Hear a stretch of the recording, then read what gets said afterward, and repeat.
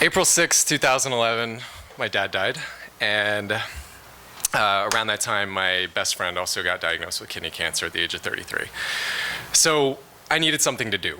I started riding a bike, and I eventually I bought one used road bike, rode the hell out of it, decided that I wanted to be able to sling myself up hills. So I put a request out on the bike forum that I'm a part of, and the guy who I'm with tonight sold me my next bike.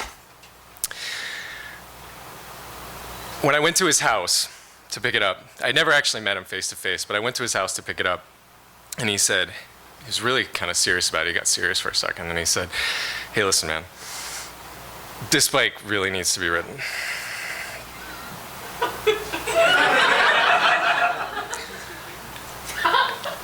It was really that awkward. So I said, "Yeah, of course, I'm totally gonna ride it." He said, "You're gonna ride it."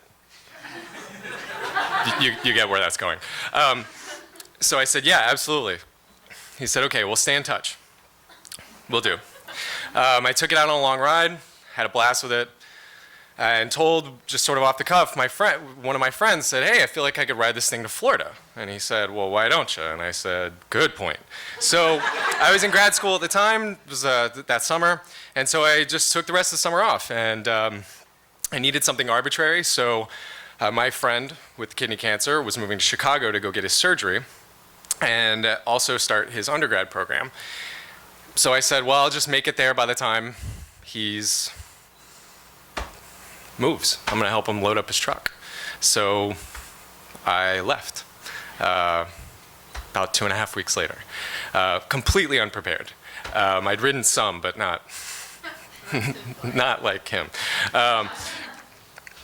So I left, and a heat wave happened. I didn't have a smartphone, and I had a regular cell phone, some paper maps, and an interest in talking to people, which turns out is a really good survival skill. I got rides from people. I nearly collapsed from the heat at times, and I saw things in myself that I really didn't know were there. One of them was this great fear. And one of the things that I realized was I was trying to outride death. And I don't know if I ever really put that together until I was sitting down thinking about this story that I was going to tell. This is supposed to be a light story about a bike, about a used bike. It turns out it's about something else, maybe. But I was riding, and during the ride, I decided I was going to propose to my girlfriend. And what was waiting for me in Tampa was my entire family and my mom, who had this engagement ring that my dad had given her. She was on her third husband, so it wasn't like awful. So I was going to claim this ring, and she had met Maggie and had said, "Hey, we like her, so if you ever want this ring, just let me know.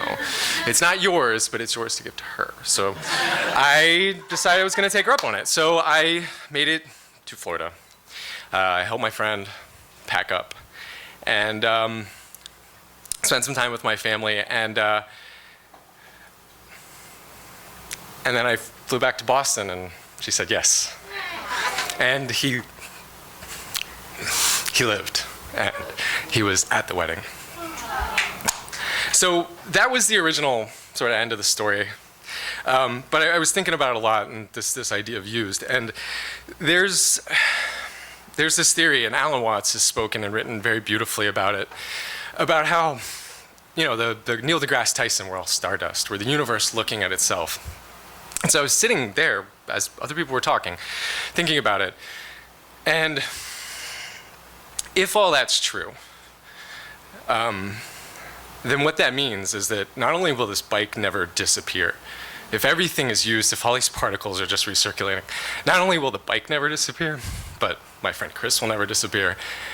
It also means that my dad never really left. And it means that I don't have to try to outride death, because it doesn't really exist. So sometimes I think that's a load of hippy-dippy bullshit. But sometimes I think it's pretty cool.